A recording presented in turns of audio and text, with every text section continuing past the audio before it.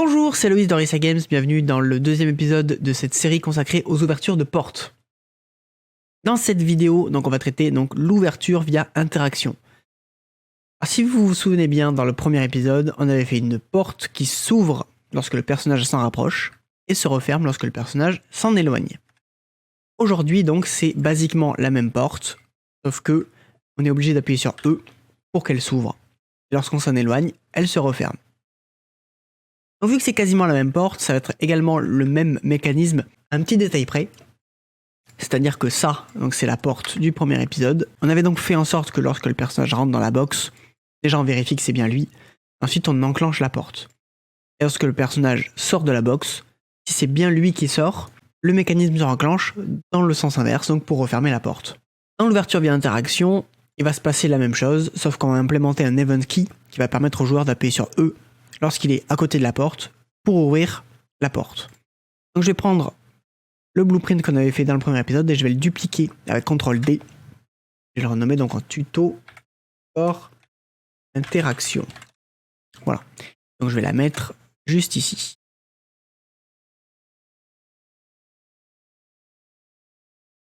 Hop. Ça c'est notre nouvelle porte. Pour l'instant c'est une porte basique et donc on va transformer le mécanisme.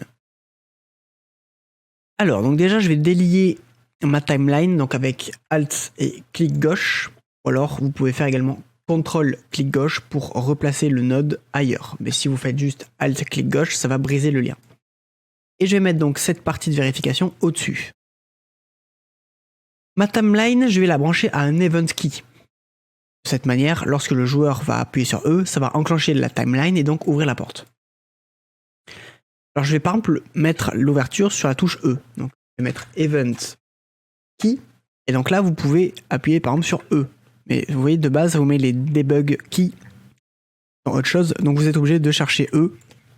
Ça va être un petit peu long. Donc vous prenez pas la tête, ce que vous faites, c'est event key. Vous prenez n'importe lequel. Ensuite, dans le Details panel, vous cliquez sur le petit clavier. Vous appuyez sur E. Et là, ça va changer automatiquement la touche. Donc là, lorsque je vais appuyer sur la touche E, ça va déclencher la timeline qui va ouvrir la porte. Le problème, c'est que lorsque j'appuie sur E, il ne se passe rien. Normal, puisque la porte est un actor. On ne possède pas cet actor, donc en fait, l'input n'est pas écouté. Unreal ne calcule pas quand il doit déclencher cet event. Pour ça, il faut appeler un node qui s'appelle Enable Input, qui permet d'activer les inputs dans ce blueprint. Lorsqu'on va donc traverser la box, si c'est bien notre personnage qui est près de la porte, on va appeler le node Enable Input. Il y a quand même besoin de savoir quel player controller doit contrôler cet input. Nous, c'est notre personnage, donc c'est notre player controller. Je vais appeler la fonction pure getPlayer controller. Voilà. De cette manière, ici, à partir du Enable Input, l'input E va être écouté par Unreal. Et lorsqu'on va quitter la box de la porte, eh bien, on va Disable Input, pour pas que le joueur puisse réactiver la porte n'importe où. Là, c'est pas dans Target, attention, c'est le Player Controller. Et une fois que ça c'est fait, eh bien, on va juste refermer la porte. Reverse. Voilà. Et là, on a notre mécanisme de porte qui s'ouvre via interaction. Vous voyez, je vais à côté, il ne se passe rien. J'appuie sur E, elle s'ouvre. Et lorsque je m'en éloigne, elle se referme. Et si je appuie sur E, elle ne se réouvre pas. Si je vous montre comment fonctionne le code, vous voyez que là, j'appuie sur E, il ne se passe rien. En bas, le blueprint n'est même pas lu, il n'y a même pas de signal. Si je me rapproche de la porte, hop, ça active les inputs. Là, si j'appuie sur E, ça ouvre la porte. Et dès que je m'éloigne de la porte, ça désactive les contrôles et réenclenche le mécanisme dans l'autre sens. Ça fonctionne parfaitement bien. Alors maintenant, on a une deuxième méthode pour faire ceci. C'est avec une variable.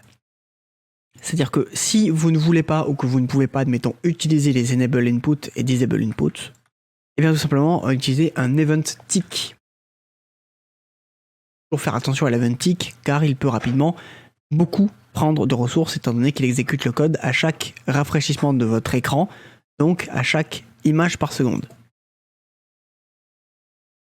Donc, lorsque le joueur appuie sur E, eh bien, il faut ouvrir la porte. Donc pour ça, je vais appeler un branch. Lorsque donc mon player controller, le player controller donc qui gère les inputs de mon joueur, là je vais appeler donc la fonction pure was input key just pressed. Donc c'est un booléen qui renvoie true lorsque la touche ici est appuyée. Moi je vais appuyer sur E. Donc lorsque cette condition est vraie, c'est-à-dire lorsque dans le player controller il y a le signal E qui est envoyé, eh bien on lit la timeline pour ouvrir la porte. Sauf que si je fais ça, eh bien si je suis à l'autre bout de mon niveau et que j'appuie sur E, eh bien ça va ouvrir la porte. C'est pas ce que je veux. Je veux que ce soit quand je suis à côté. Donc en fait je vais créer une variable ici. Je vais appeler isInteract. C'est-à-dire que mon joueur peut interagir avec la porte. Lorsque mon player caractère est dans la box, isInteract est vrai. Lorsque le player n'est pas dans la box, isInteract est faux. Et donc, l'eventic, lorsque j'appuie sur E, il faut vérifier si isInteract est vrai ou faux. S'il est faux, on ne fait rien, c'est-à-dire que je ne suis pas à côté de la porte. S'il est vrai, c'est-à-dire que je suis à côté de la porte, donc là on ouvre la porte. J'appuie sur E, il ne se passe rien. Je suis à côté de la porte, hop, ça ouvre. Si je m'en éloigne, maintenant il ne se passe rien. Parce qu'on n'a pas programmé le fait du reverse. Donc tout simplement, hop, c'est comme tout à l'heure. Donc là j'appuie sur E, hop, ça s'ouvre. Je m'en éloigne, ça se referme. Ça fonctionne très bien également. Une fois de plus, faire attention à cette technique car ça implique de travailler avec l'eventic qui peut rapidement prendre beaucoup de ressources si vous avez 80 portes sur votre niveau par exemple. Et donc la dernière technique pour ouvrir une porte via interaction, c'est un petit peu un mix des deux. C'est-à-dire qu'on ne va pas utiliser ceci, on va juste utiliser un event qui également E, hop, sauf que on ne va pas utiliser l'eventic, mais on va quand même garder l'interaction. Donc là, en fait, il faut juste rajouter enable vote, car ça implique d'activer l'event key via le player controller. Arrivé. Et ici, donc, hop, enable input. Juste là.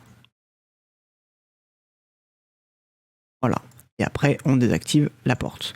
Et là, c'est un mix des deux. C'est-à-dire qu'on utilise la variable pour savoir si le joueur est à côté de la porte ou pas. Lorsqu'il est à côté de la porte, on active les contrôles pour qu'il puisse appuyer sur E. Et si effectivement la variable est vraie, admettons il y a un bug et qu'il n'est pas à côté, bah là ça va bloquer. Mais si il appuie sur E, donc que les inputs sont bien enabled et que effectivement isInteract est true, là ça va activer la porte. Non, ça ne va rien faire.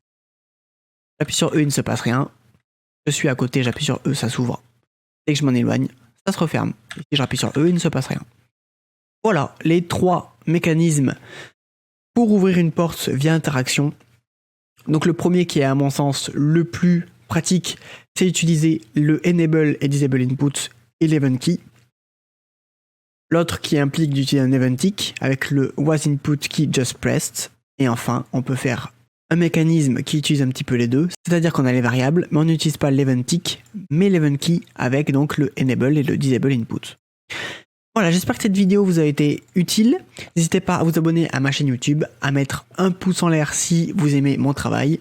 N'hésitez pas également à me mettre des commentaires si vous voulez avoir d'autres mécanismes d'ouverture de porte, en sachant que je vais faire quelques autres épisodes. Et n'hésitez pas également à aller voir mon Patreon, où je mets donc des vidéos et des formations exclusives sur Unreal Engine. Cela me permet de vivre et de vous fournir des formations de qualité. Sur ce, merci à tous et à bientôt.